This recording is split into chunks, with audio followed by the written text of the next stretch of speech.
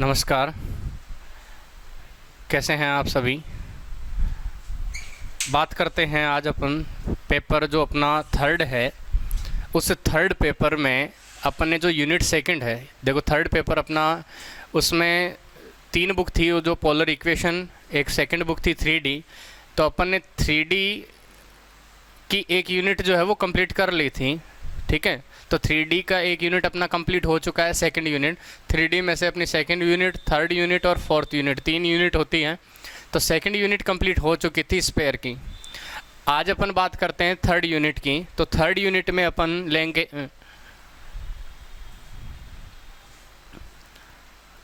Unit या paper third, और unit जो है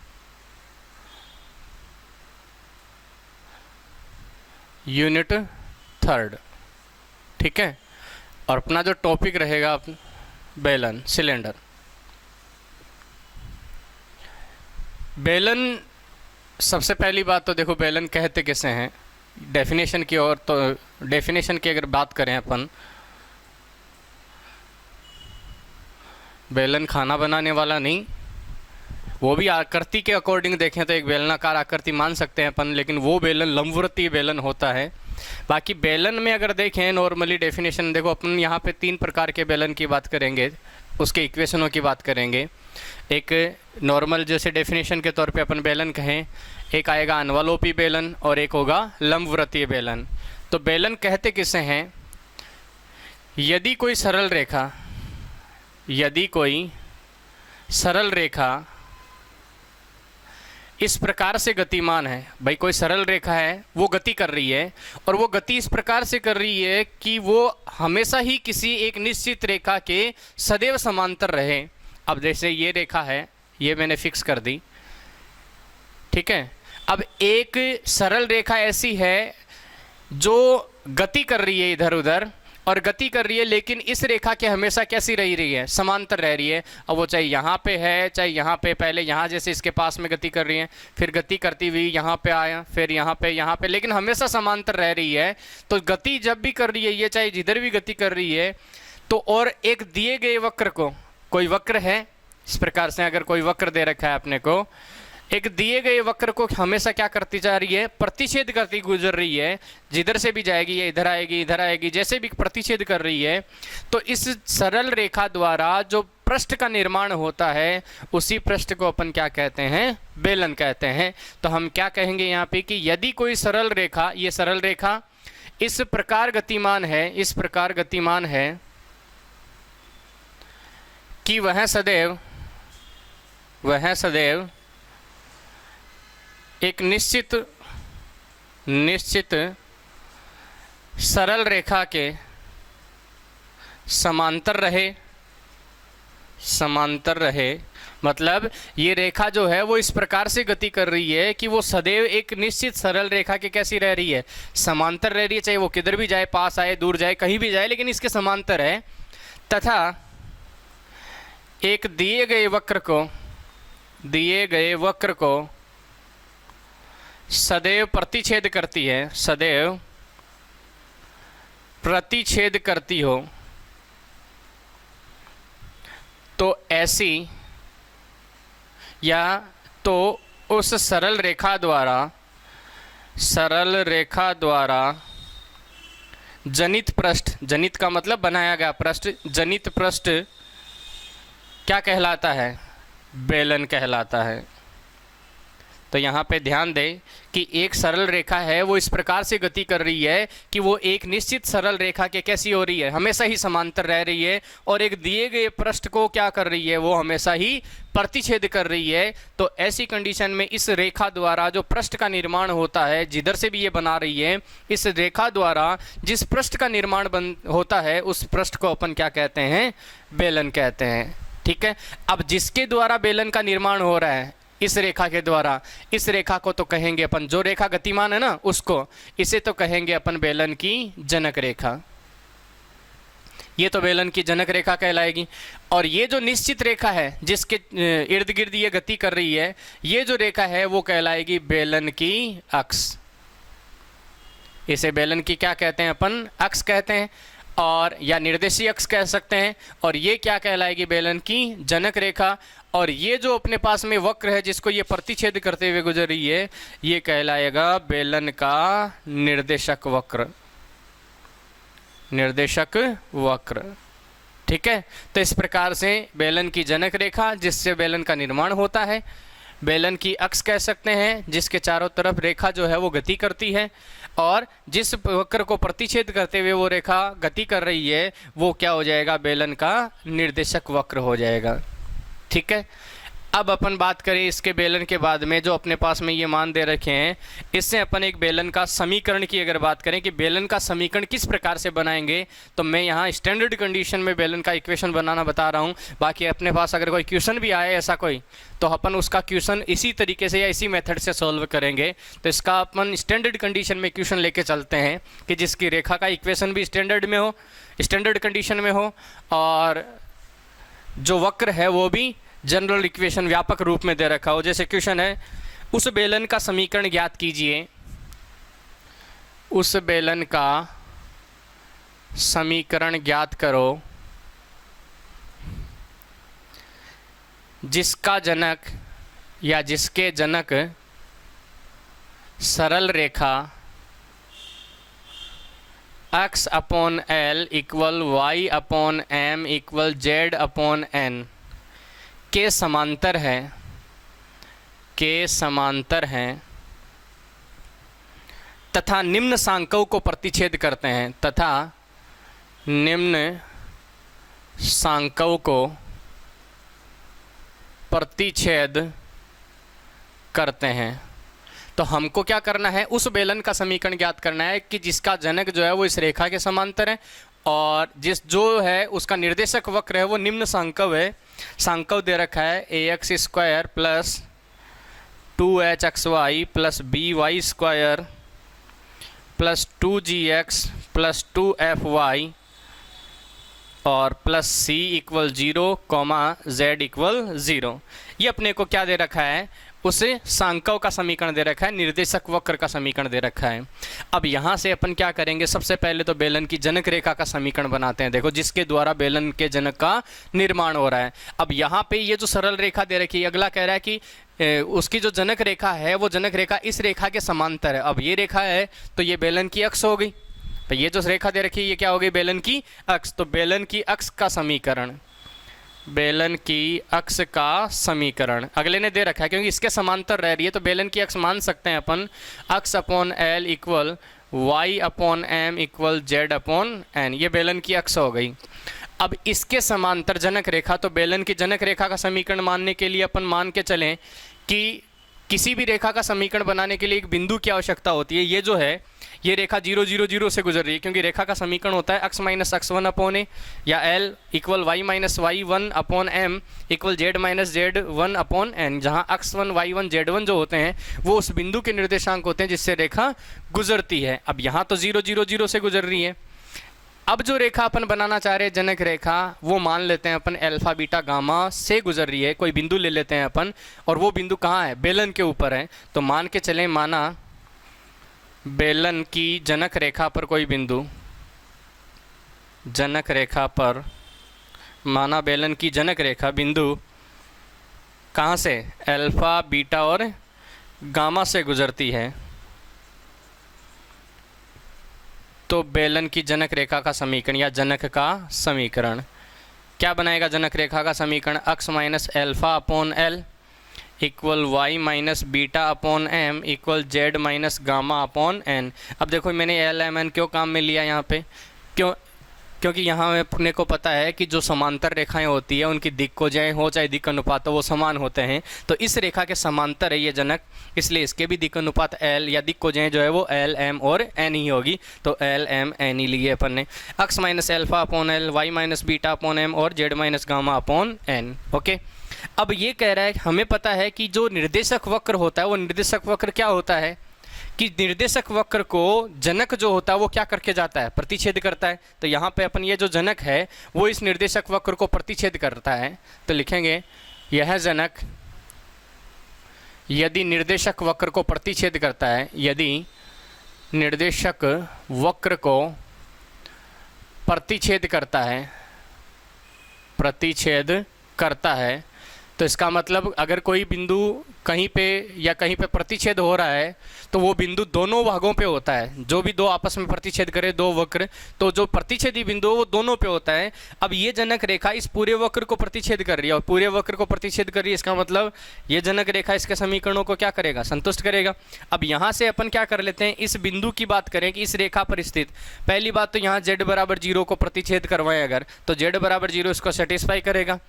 लिखेंगे बिंदु z बराबर 0 के लिए या प्रतिच्छेद करता है, अतः यहाँ z बराबर 0 से z बराबर अगर मैंने 0 ले लिया एक बार के लिए, तो अगर यहाँ z का मान मैंने 0 लिखा तो मेरे पास में मान आएगा x minus alpha upon l equal y minus beta upon m equal z की जगह 0 तो माइनस गामा अपॉन n, यही आया।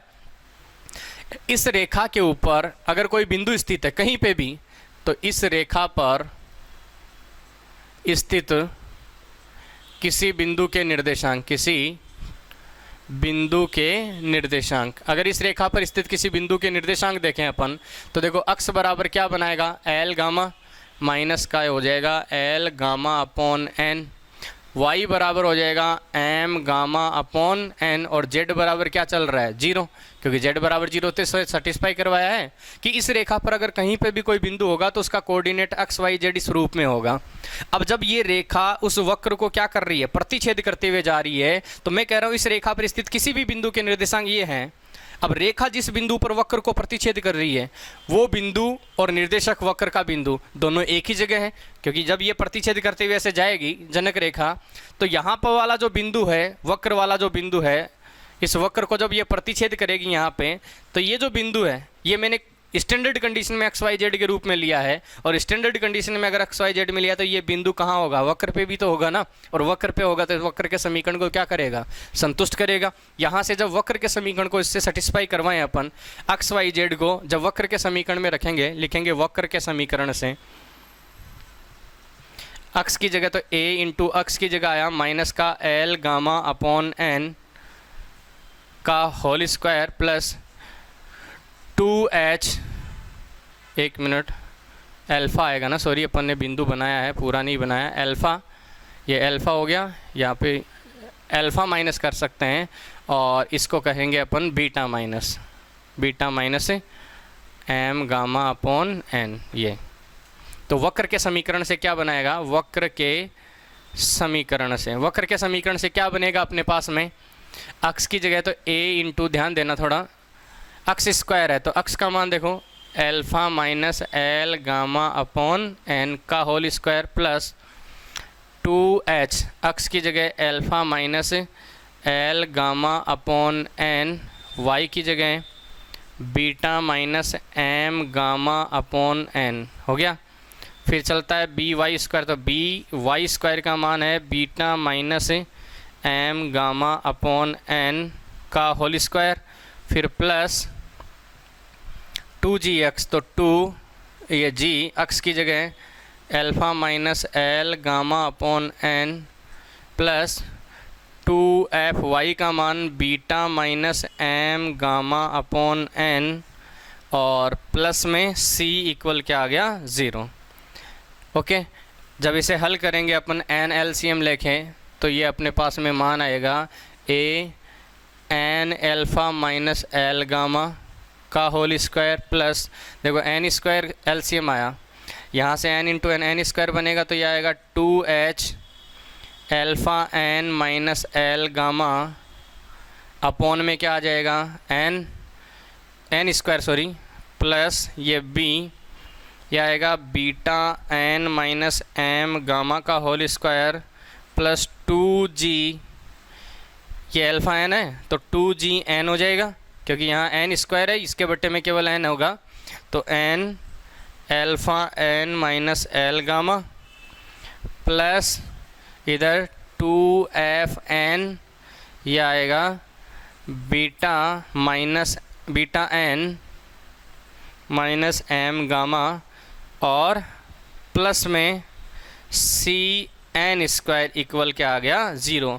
ये जो समीकरण आया है अपने पास में, ये समीकरण उस बेलन का क्या कहलाएगा, समीकरण कहलाएगा जो बेलन अपन ज्ञात करना चाह रहे हैं।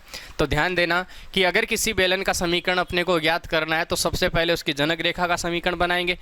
अगले ने अपने को एक तो उसकी सरल रेखा जिसके समांतर है वो दी गई होगी और एक निर्देशक वक्र दे रखा होगा। जनक रेखा का समीकरण बनाएंगे। जनक रेखा का समीकरण बनाने के बाद में हम उसको क्या करवाएंगे, जनक रेखा पर स्थित किसी बिंदु के निर्देशांक। अब यहाँ तो देखो z बराबर 0 दे रखा था अगले ने, अगर z बराबर 0 तो हमने यहाँ z बराबर 0 सेटिस्फाई करवाया और यहाँ से ही x y और z का मान 0 रख के मान निकाल लिया, तीनों बिंदु इस रेखा पर स्थित। अगर सपोज करो आपके पास में ये वक्र यहाँ नहीं दे रखा हो, z बराबर 0 नहीं दे रखा हो, केवल इतना ही दिया गया होता, तो आप क्या करते, यहाँ के समीकरण में से इक्वल क्या करते, इसको r के इक्वल मान के चलते। किसके, r अपन कोई बिंदु, क्योंकि रेशियो है, ये अनुपात है, r के इक्वल मान के चलते इसको, और r के इक्वल मान के अपन इसको x y और z का मान ज्ञात करते हैं। वो x y z का मान उठाकर अपन वापस किस में रखते हैं, इस वक्र के समीकरण को जब सेटिस्फाई करवाते हैं तो हमारे पास में जो समीकरण आता, उस समीकरण को अपन क्या कहते हैं, जो भी अपने पास समीकरण बनता वो समीकरण ही अपना क्या कहलाता, बेलन का समीकरण कहलाता। वो r के पदों में आता। r के मान के लिए कुछ न कुछ स्पेशल कंडीशन अगले ने अपने को दी गई होती, तो वहाँ से उसका मान भी ज्ञात कर पाते हैं अपन। तो हमारे पास इस प्रकार से बेलन का समीकरण ज्ञात करते हैं। अब देखो ये जो जनक है, जनक क्या, ये जो अक्ष है बेलन का, अगर बेलन का अक्ष x अक्ष y अक्ष और z अक्ष में से कोई हो, यदि x अक्ष हो तो ऐसी पोजीशन में x अक्ष के लिए LMN का मान क्या होता है 1 0 0। तो आपको L की जगह 1, M की जगह 0 और N की जगह जब 0 लिखोगे तो यहाँ से एक नया समीकरण बनेगा। क्या बना सकता है ये, मैं एक का बता देता हूँ, बाकी दूसरे का y अक्ष का और z अक्ष का आप खुद बनाओगे। x अक्ष के लिए देखो L का मान 1, M का मान 0 और N का मान 0, या फिर z अक्ष का बना देता हूँ। देखो z अक्ष के लिए मोस्टली यहाँ z अक्ष के लिए बनाते हैं, क्योंकि अक्ष y z तल में, अक्ष y तो धरातल में होता है और z अक्ष को अपन क्या करते हैं, लंबवत लेते हैं। तो z अक्ष के लिए अगर देखें तो z अक्ष के लिए LMN का मान होता है 0 0 1। तो L M का तो मान 0 हो गया और N का मान 1 हो गया। तो क्या बनाएगा देखो A, ओके। और अभी इसको समीकरण रूप में नहीं बदला है मैंने, ये LMN के पदों में ही है। तो यहाँ जो अल्फा बीटा गामा मैंने माना था, वो अल्फा बीटा गामा देखो मैंने क्या लिया था कि उस बिंदु से गुजरने वाला कोई पॉइंट है या बेलन की जनक रेखा पर कोई बिंदु है अल्फा बीटा गामा। तो आप अल्फा बीटा गामा की जगह अगर इसको समीकरण रूप देना चाहते हैं तो अल्फा बीटा गामा की जगह क्या मान लोगे, एक्स वाई जेड। तो एक्स वाई जेड जैसे ही मानेंगे अपन तो ये n x minus l gamma हो जाएगा। ये अल्फ़ा है तो x n minus l y है, ये सॉरी गामा को अपन अल्फ़ा बीटा गामा, अल्फ़ा की जगह एक्स और गामा की जगह जेड होगा, alpha beta gamma x y z होगा। तो क्या बनाएगा देखो, एन का मान कितना रखा है मैंने, एल एम और एन का मान 1 है, एन का मान 1 है ये, तो एन का मान तो ये बनाएगा ए, यहाँ से आएगा एन अल्फ़ा तो एक्स बना दिया केवल, माइनस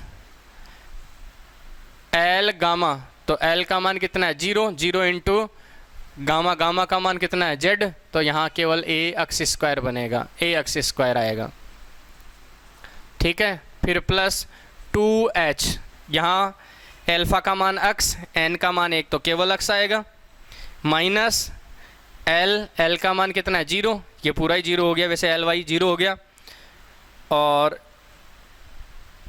2hx और एक y का मान अपन ने नहीं लिखा यहाँ पे, ये गुणा में छोड़ दिया था अपन ने, सॉरी, ये मान अपने को लिखना है यहाँ पे, इसके साथ में आएगा b से पहले, ये आएगा alpha n minus gamma l gamma into में आएगा beta n minus M gamma, ठीक है, और फिर आएगा प्लस में b का रूप।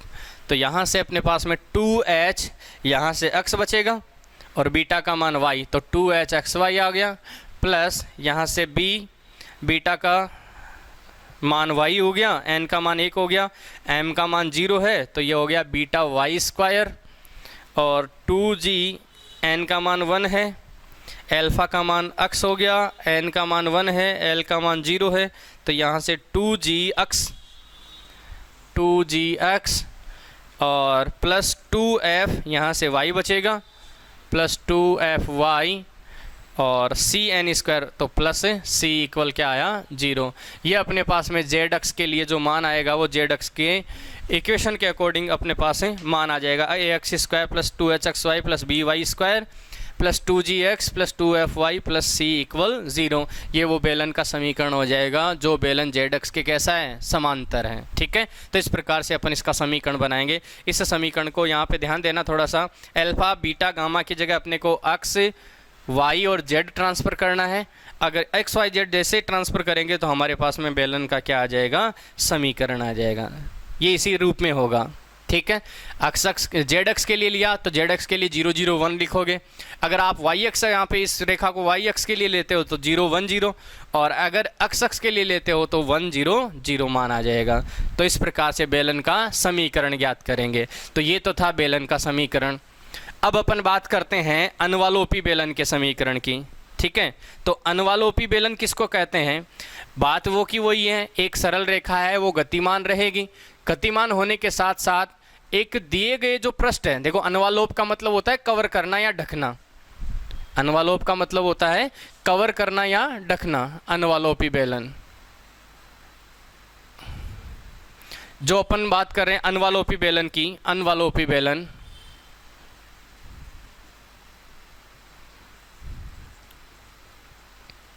ठीक है।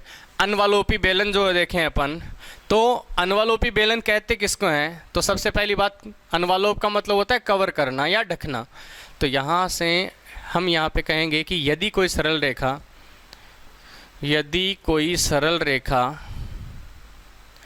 इस प्रकार गतिमान है, इस प्रकार गतिमान है कि वह सदैव एक निश्चित रेखा के समांतर रहे, एक निश्चित रेखा के समांतर रहे, समांतर तो रहेगी, निश्चित रेखा के समांतर रहे, तथा किसी दिए गए वक्र को, किसी दिए गए पृष्ठ को, दिए गए पृष्ठ या वक्र को, पृष्ठ को, अब ध्यान रखना, दिए गए पृष्ठ को अगर प्रतिच्छेद करते हुए निकलेगी तो यहाँ देखो प्रतिच्छेद करने में और एक स्पर्श करने में, स्पर्श करना हालांकि एक प्रतिच्छेदन ही है, लेकिन प्रतिच्छेदन बीच में से भी हो सकता है। ठीक है, लेकिन स्पर्श करना, तो स्पर्श करने में क्या होता है कि पूरा का पूरा पार्ट जो है वो उसके अंदर शामिल हो जाता है। तो दिए गए पृष्ठ को स्पर्श करते हुए के समांतर रहे तथा किसी दिए हुए पृष्ठ को स्पर्श करते हुए गुजरे, तो रेखा द्वारा बनाया गया पृष्ठ, रेखा द्वारा बनाया गया पृष्ठ। एक तो ये डेफिनेशन कह सकते हैं अपन। दूसरी डेफिनेशन अपन ये ले सकते हैं कि किसी पृष्ठ के जितने भी बिंदु हैं, बाहरी जितने भी बिंदु हैं, उनकी जितनी भी स्पर्श रेखाएं बन सकती है, उन स्पर्श रेखाओं द्वारा बना हुआ पृष्ठ जो है, तो अपन क्या कह सकते हैं, किसी पृष्ठ की स्पर्श रेखाओं द्वारा, की स्पर्श रेखाओं द्वारा बनाया गया पृष्ठ, किसी पृष्ठ की स्पर्श रेखाओं द्वारा बनाया गया पृष्ठ जो सदैव किसी रेखा के समांतर रहे। कौन? सरल रेखा, समांतर रेखाओं की बात करी, स्पर्श रेखाओं की बात कर रहा हूँ कि किसी पृष्ठ की जितनी भी स्पर्श रेखाएं हैं, उन स्पर्श रेखाओं के द्वारा बनाया गया जो पृष्ठ है, जो सदैव किसी एक ही रेखा के कैसी रहे, समांतर रहे, जो किसी रेखा के समांतर रहे, तो जो इनके द्वारा बनाया गया पृष्ठ है वो क्या कहलाता है? अनुवालोपी बेलन कहलाता है। कैसे? जैसे मान लो कोई गोला है, ठीक है, ये कोई गोला है, इस गोले के ऊपर स्पर्श रेखाएं बनानी है आपको, और स्पर्श रेखाएं इस प्रकार से बनानी है आपको। देखो स्पर्श रेखा ऐसे भी हो सकती है, ऐसे भी हो सकती है, लेकिन स्पर्श रेखाएं ऐसी बनानी है कि सारी की सारी किसी एक रेखा के क्या रहे, समांतर रहे। तो जैसे मैंने ये रेखा ले ली, ठीक है, ये रेखा गोले के बीच में से ऐसे गुजर रही है। अब इस रेखा के समांतर इस गोले के ऊपर स्पर्श रेखाएं चाहिए आपको, तो जितनी भी स्पर्श रेखाएं यहाँ से गुजरेगी, यहाँ से, इस प्रकार से जो रेखाएं गुजरेगी, तो ये टच करते हुए गुजरेगी, तो इनके द्वारा जो पृष्ठ का निर्माण होगा तो इसके चारों तरफ जो स्पर्श रेखाएं गुजरेगी ये सब स्पर्श रेखाएं क्या होगी, इसके चारों तरफ से उसको कवर कर लेगी, और चारों तरफ से कवर कर लेगी तो बेलन क्या हो जाएगा, कवर हो जाएगा ना, ढक जाएगा पूरा। तो ये बेलन का क्या हो गया, अनवलोप, इसका गोले का जो है वो क्या हो गया, गोले को कवर कर लिया इसने, और गोले को कवर कर लिया तो इसीलिए इसको क्या बोलते हैं अपन, अनवलोप बेलन कहते हैं। ये बेलन के आकृति का है इसलिए इसको अपन क्या कहेंगे, अनवलोपी बेलन कहेंगे। तो किसी भी आकृति को अनवलोप कवर कर सकता है। तो यहाँ पे हम अपन ये कह सकते हैं कि किसी भी दिए हुए पृष्ठ को या दिए हुए पृष्ठ की स्पर्श रेखाओं द्वारा जनित पृष्ठ या स्पर्श रेखाओं के द्वारा बनाया गया पृष्ठ जो सदैव किसी एक ही रेखा के समांतर रहती हों, उसी को अपन क्या कहते हैं, अनवलोपी बेलन कहते हैं। ठीक है, अब इसमें अगर क्वेश्चन अपन हल करें इसके समीकरण की, अनवलोपी बेलन के समीकरण की, जैसे एक गोले का समीकरण दे रखा है। अच्छा प्रश्न है, स्टैंडर्ड कंडीशन में ही क्वेश्चन दे रखा है तो, और इसके क्वेश्चन भी मोस्टली इसी तरीके से पूछे जाते हैं। जैसे है गोला है, एक एक्स स्क्वायर वाई स्क्वायर, गोले का समीकरण x square plus Y square plus Z square बराबर ए स्क्वायर, एक गोले का समीकरण है कि अनवलोपी बेलन का समीकरण ज्ञात कीजिए जिसकी जनक रेखाएं, इसकी जो जनक रेखाएं हैं वो किसके समांतर है, x upon l plus y equal y upon m equal z upon n के समांतर है। ठीक है, हमको एक ऐसे गोले का समीकरण चाहिए ऐसे बेलन का समीकरण चाहिए जो इसको अनवलोप करता हो और इसका जनक जो है वो इसके समांतर रहता हो। अब यहाँ से अपन क्या करेंगे, पहले जनक का समीकरण बनाते हैं, जनक का समीकरण। अब जनक का समीकरण बनाने के लिए अपन क्या करें, उसके ऊपर कोई बिंदु लेके चले जनक के समीकरण के लिए। तो मान लेते हैं, माना बेलन का जनक या बेलन पर कोई बिंदु अल्फा बीटा गामा है, क्योंकि बेलन पर बिंदु होने का मतलब उसकी जनक गुजरना, उसका जनक गुजरेगा इससे। तो माना बेलन पर कोई बिंदु क्या है, अल्फा बीटा गामा है। अतः जनक का समीकरण, बेलन की जनक का समीकरण अगर बनाए तो बेलन के जनक का समीकरण क्या बनाएगा, x minus alpha upon l, y minus beta upon M और z minus gamma upon n. अब यहाँ पे ऐसा कोई अपने को नहीं दे रखा। अब मैं बात करता हूँ निर्देशक वक्र की। अब यहाँ निर्देशक वक्र कौन है, तो अपने को पता है जनक रेखा जो है वो इस गोले को क्या करते हुए जाएगी, स्पर्श करते हुए गुजरेगी। लेकिन स्पर्श करना एक प्रकार का प्रतिच्छेदन ही तो है कि गोले के जो बाहरी बिंदु हैं उन सभी बिंदुओं को जो जनक रेखा है वो क्या करके जाएगी, प्रतिच्छेद करते हुए जाएगी। तो गोले के ऊपर मतलब उनका स्पर्श बिंदु जो है वो जनक पे भी होगा और बेलन पे भी होगा, दोनों पे होगा। इसलिए इसके समीकरण को क्या, गोले पे भी होगा, बेलन पे भी होगा, जनक पे भी होगा और गोले पे भी होगा। तो सभी जगह ये तीनों जगह ये बिंदु है तो इसको सेटिस्फाई ये करेगा। तो हम बात करते हैं जनक के समीकरण से। तो जनक का समीकरण मैंने किसके इक्वल ले लिया, आर के इक्वल। इस रेखा पर स्थित किसी बिंदु के निर्देशांक, अगर इस रेखा पर कोई बिंदु स्थित है तो उसके निर्देशांक अगर अपन लें तो उसके निर्देशांक क्या बनेंगे अपने पास में, इस रेखा पर स्थित किसी बिंदु के निर्देशांक।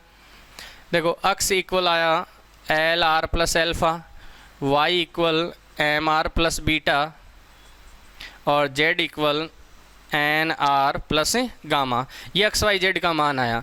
अब हमें पता है कि ये जनक जो है, ये जनक इस वक्र को क्या कर रहा है, गोले को स्पर्श कर रहा है। स्पर्श करने की तो बाद की बात है, लेकिन मैं प्रतिच्छेद मान के चलता हूँ।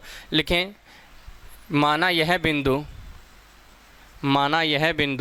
भाई, जैसे ये गोला है, इस गोले को जब जनक इधर से जाएगा तो ये बिंदु जो है ना, ये हालांकि स्पर्श बिंदु होंगे सारे इधर के, लेकिन ये प्रतिच्छेद भी तो कर रही है ना। तो हम ये बिंदु जो मान लेते हैं, ये जो एक्स वाई जेड मैंने बनाया है, माना यह बिंदु गोले तथा जनक का प्रतिच्छेद बिंदु है, जनक का प्रतिच्छेद बिंदु है। किसी एक के लिए बात करें तो एक बिंदु के लिए हो जाएगा। अब हमने तो स्टैंडर्ड कंडीशन में निकाला है तो इसका मतलब सारे आ गए इसमें शामिल।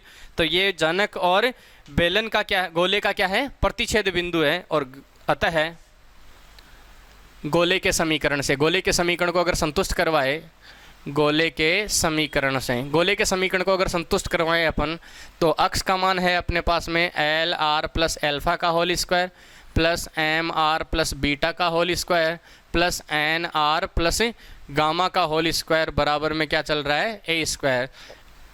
इसे अगर सॉल्व करें तो आर स्क्वायर के पदों में अपने पास आएगा l square plus M square plus N square. ठीक है, स्क्वायर वालों में आर के पदों में आएगा तो 2r में कॉमन ले लेता हूँ। देखो 2l r एल्फ़ा आएगा तो यहाँ से क्या बचेगा, r भी कॉमन ले लिया तो l alpha plus m beta plus n gamma. Okay, और प्लस तीसरा पद अपने पास में बचेगा alpha square plus beta square plus gamma square, और ये बराबर में ए स्क्वायर है तो माइनस का ए स्क्वायर अपन कर सकते हैं और इक्वल में क्या ले लिया, 0। अब देखो ये आर के पदों में एक द्विघात समीकरण है, यह आर के पदों में द्विघात समीकरण है, द्विघात समीकरण है। अब आपको पता है ये आर के पदों में अगर द्विघात समीकरण है और आर के पदों में अगर द्विघात समीकरण है तो इसके आर के कितने मान आएंगे, 2। और आर के अगर 2 मान आ गए तो जब भी इन आर के दोनों मानों को यहाँ रखूँगा मैं तो यहाँ मेरे पास एक्स वाई जेड के भी कितने मान बनेंगे, 2। और एक्स वाई जेड के अगर 2 ही मान बने मेरे पास में, एक्स वाई जेड के 2 मान बने तो 2 बिंदु बनेंगे। तो इस रेखा पर स्थित किसी बिंदु के निर्देशांक, मतलब ये रेखा जब गुजर के जा रही है तो यहाँ पर प्रतिच्छेदन बिंदु कितने बन रहे हैं, 2। और अगर 2 प्रतिच्छेदन बिंदु बन रहे हैं इसका मतलब ये इसको स्पर्श करके नहीं जाएगी। भाई 2 प्रतिच्छेदन बिंदु बन रहे इसका मतलब स्पर्श करके नहीं जाएगी, अपने को तो स्पर्श करवाना है इसको। और स्पर्श कब कर सकती है, जब ये दोनों के दोनों बिंदु क्या हो जाएं, एक ही जगह आ जाए। और दोनों बिंदु एक ही जगह आने का मतलब दोनों निर्देशांक सेम हो जाने चाहिए। और आपको पता है 2 निर्देशांक किसी द्विघात समीकरण के सेम कब होते हैं, तो यहाँ पे अपन क्या लिखेंगे, यह द्विघात समीकरण है और द्विघात समीकरण है तो आर के कितने मान आएंगे, 2। जबकि अपने को तो बिंदु एक ही बनाना है, स्पर्श करवाना है। हम क्या लिखेंगे कि जनक, चूँकि जनक गोले को स्पर्श करता है, स्पर्श करता है, अतः आर के दोनों मान समान होंगे, दोनों मान समान होंगे। अतः 2 समान मानों के लिए, 2 समान मानों के लिए कब होंगे 2 समान मान, किसी भी द्विघात समीकरण के 2 मान समान कब होते हैं, जब B square minus 4ac equal क्या आ जाए, 0। या फिर बी स्क्वायर बराबर क्या ले लें अपन, 4ac। यहाँ b का मतलब बीच वाले पार्ट का स्क्वायर, तो बीच वाला पार्ट r का गुणांक कितना है, 2। देखो 2 है तो 2 के लिए अपन ने लिया 2, ये स्क्वायर करें 4 l alpha plus m beta plus n gamma, okay, का होल स्क्वायर, ये बी स्क्वायर इक्वल 4ac। तो 4ac के लिए यहाँ पर इक्वल में ले लिया 4, a का मान ये रहा l square plus m square plus n square, और c का मान alpha square plus beta square plus gamma square और माइनस a स्क्वायर। ठीक है, ये 4 से 4 कैंसिल हुआ। अब ये जो समीकरण बना है, इस समीकरण, ये समीकरण ही अपना क्या आएगा, अनवालोपी बेलन का समीकरण। बस इसमें अपने को थोड़ा सा चेंज करना है। जो अपन ने अल्फ़ा बीटा गामा लिया था वो अपन ने जनक पर कोई बिंदु लिया था, अगर उस बिंदु को अपन स्टैंडर्ड कंडीशन में चेंज करें तो हमारे पास में समीकरण आ जाएगा lx plus my plus nz का होल स्क्वायर बराबर l square plus m square plus n square into alpha beta gamma है तो x square plus y square plus z square minus क्या हो जाएगा, a स्क्वायर। ये जो समीकरण आया है ये उस अनुवालोपी बेलन का समीकरण हो जाएगा। ठीक है, तो इस प्रकार से अनुवालोपी बेलन का अपन समीकरण ज्ञात करते हैं। तो क्या क्या करना है अपने को ध्यान रखना। सबसे पहले तो किसी जनक का अपने को क्या बनाया है, अपन ने समीकरण बनाया है। अब जनक का समीकरण कहाँ से बनाएंगे अपन, कि किसी जो भी अपने पास में समांतर, जिसके भी रेखा समांतर दे रखी है उस रेखा को लेंगे। पहले उस रेखा को लेते हुए LMN वहीं से काम में लेंगे, बिंदु मानेंगे अपन किस पे, जनक रेखा पर अल्फ़ा बीटा गामा, वहाँ से अपन इसका समीकरण बनाएंगे। इनको इक्वल R लेकर इस रेखा पर स्थित किसी बिंदु के निर्देशांक बनाएंगे, वहाँ से LR इस रूप में अपने पास XYZ आ जाएगा। अब हमने कहा है कि जनक और जो भी अपने को वक्र दे रखा है उनका प्रतिच्छेदन बिंदु मान लेते हैं इसको। इसका मतलब जो भी वक्र दे रखा है उसके समीकरण को ये संतुष्ट करेगा। उसको जब संतुष्ट करवाएंगे अपन तो हमारे पास में R के पदों में एक द्विघात समीकरण बनेगा, और R आर के पदों में एक द्विघात समीकरण है तो वहाँ से आर के कितने मान आने हैं 2, जबकि अपने को स्पर्श करवाना है क्योंकि अनुवालोपी बेलन है और अनुवालोप में क्या करते हैं अपन कि दोनों बिंदु एक ही जगह होने चाहिए और इसके लिए बी स्क्वायर बराबर 4ac की पोजीशन काम में आती है।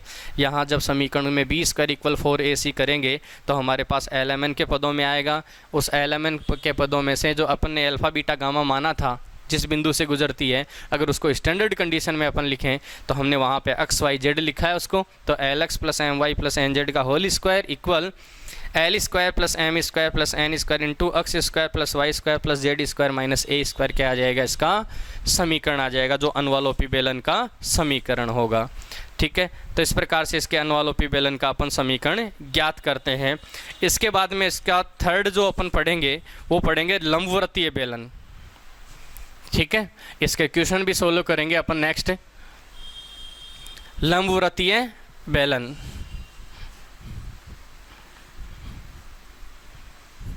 देखो लंबवृत्तीय बेलन कहते किसे हैं, ये जो अपन 8th 9th 10th से पढ़ते आ रहे हैं वो बेलन है लंबवृत्तीय बेलन। ठीक है, इतनी देर अपन जो बात कर रहे थे केवल इतनी सी कर रहे थे कि किसी वक्र को कोई रेखा काट के जा रही है, कभी स्पर्श करके जा रही है, लेकिन इतना नहीं बता रहे थे कि किसी निश्चित रेखा के समांतर तो चल रहा था लेकिन उससे दूरी समान है या नहीं है ये अपन नहीं बता रहे थे। वहाँ पे दूरी की कोई बात नहीं हो रही थी, लेकिन लंबवृत्तीय बेलन में अपन केवल दूरी की भी बात करेंगे समांतर होने के साथ साथ। तो हम यहाँ पे ये कहेंगे कि यदि कोई सरल रेखा, यदि कोई सरल रेखा इस प्रकार से गतिमान है, इस प्रकार से गतिमान है, इस प्रकार से गति कर रही है, गतिमान है कि किसी निश्चित रेखा, किसी निश्चित रेखा के समांतर, किसी निश्चित रेखा के समांतर रहे तथा किसी वृत्त के तल के लंबवत, वृत्त के तल के लंबवत वृत्त को स्पर्श करते हुए गुजरे, स्पर्श करते हुए गुजरे। या तो ये कह सकते हैं अपन, या फिर अपन ये कह सकते हैं कि यदि कोई सरल रेखा इस प्रकार से गतिमान है कि किसी निश्चित रेखा के समांतर रहे तथा समान दूरी पर रहे। पहली बात तो ये समांतर तथा समान दूरी पर रहे, किसी निश्चित रेखा के समांतर तथा समान दूरी पर रहे तथा सदैव किसी वृत्त के तल के लंबवत हो। तो ऐसी पोजीशन में जो वक्र का पृष्ठ का निर्माण होता है तो रेखा द्वारा बनाया गया पृष्ठ लंबवृत्तीय बेलन कहलाता है, लंबवृत्तीय बेलन कहलाता है। ठीक है, अब यहाँ पे जैसे कोई भी सर्किल है, ये सर्किल ले लिया मैंने, ये रेखा ले ली मैंने। ठीक है, अब ये रेखा अपन ने लिए तो इसकी ये जो तल है, सर्किल का तल है, कोई रेखा जो है वो इस प्रकार से गति करनी चाहिए कि इससे दूरी हमेशा बराबर रहे। तो इस सर्किल, हमको पता है सर्किल के सेंटर से अगर कोई रेखा गुजरती है तो इसके चारों तरफ से अगर कोई रेखा गुजरेगी इसको स्पर्श करते हुए इस प्रकार से, तो जो आकृति बनाएगी इसके चारों तरफ से गुजरते हुए जो आकृति बनेगी वो इस प्रकार से बनेगी। ये सर्किल है, ये जो दूरियां हैं वो हमेशा समान रहती है क्योंकि सर्किल की रेडियस है। ये दूरियां हमेशा जैसे सेंटर से अगर गुजरे तो यहाँ पे ये दूरियां हमेशा समान रहती है, त्रिज्या जिसको अपन कहते हैं। तो ये अपने पास में जो वक्र का या जिस पृष्ठ का निर्माण करती है उसी पृष्ठ को अपन क्या कहते हैं, लंबवृत्तीय बेलन कहते हैं। ठीक है, तो यह लंबवृत्तीय बेलन किसको कहते हैं कि अगर कोई रेखा इस प्रकार से गति कर रही है कि उसकी किसी निश्चित रेखा से दूरी समान रहे तथा उसके समांतर रहे और हमेशा ही किसी सर्किल के हमेशा कैसी रहे, लंबवत रहे, पहली पोजीशन। दूसरी पोजीशन में ये कह सकते हैं कि किसी निश्चित रेखा के समांतर रहे तथा किसी वृत्त के तल के लंबवत वृत्त को क्या करते हुए, स्पर्श करते हुए गुजरे, वृत्त को चारों तरफ से स्पर्श करते हुए गुजरे। तो ऐसी पोजीशन में जो पृष्ठ का निर्माण होता है उसको अपन क्या कहते हैं, लंबवृत्तीय बेलन कहते हैं। अब लंबवृत्तीय बेलन के क्वेश्चन की और जो अपन ने पीछे पढ़े हैं अनुवालोपी बेलन है या बेलन के प्रकार के क्वेश्चनों की, तो उनका अपन बात करेंगे नेक्स्ट लेक्चर में। आज के लिए बहुत है इतना, थैंक यू।